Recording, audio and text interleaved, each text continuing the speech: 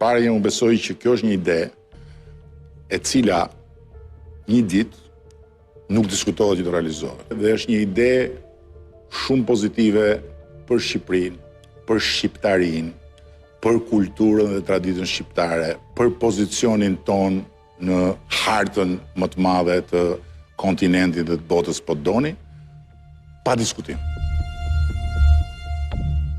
Sipas kryeministrit Rama, shteti Bektashi do të bëhet një ditë, dhe kjo do t'ju sjellë të mira pafund shqiptarëve. Kombë shqiptar do duhet të reagonte si kom unik kundër një projekti të tillë i cili do të cenonte seriozisht unitetin brenda kombëtar. Prandaj në këtë aspekt unë jam i bindur që kjo ka qenë një testim, një ballon provues, ka qenë një, si më thonë, lojë që din ta bëjë Edi Rama për të hyrë në hatër çarqeve të caktuara ndërkombëtare. Për sociologun Ali Pajaziti, shteti Bektashi është tentim për ribrendim të islamit nga një kryeministër jo musliman. Është lojë e rrezikshme, edhe fetare edhe politike. Fetare sepse hap hendekun e religjioz, krijon animozitet mes komuniteteve, e hap kutinë e Pandorës, mundësi për krijim të katundeve të tjera me ngjyrime fetare. Shqiptarët kanë tolerancë fetare,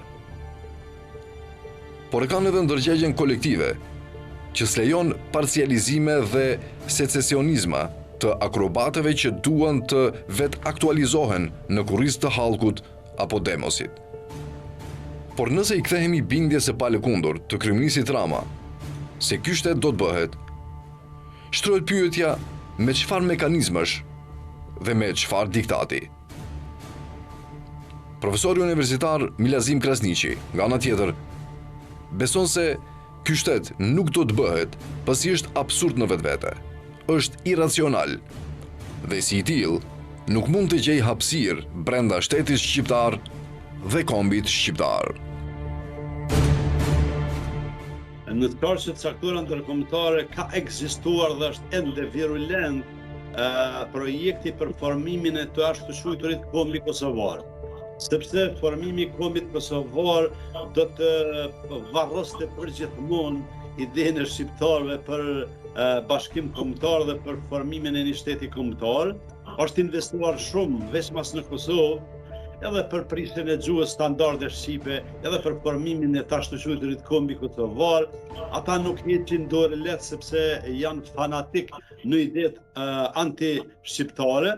Që në këtë kuptim po të formohej kjo lloj kreature absurde në Shqipëri, do të hapte mundësinë që të diskutojë siç thash, edhe për Vëriopirin, edhe për atosin serb në Kosovë, po edhe për formimin e të ashtu quajturit kombi kosovar.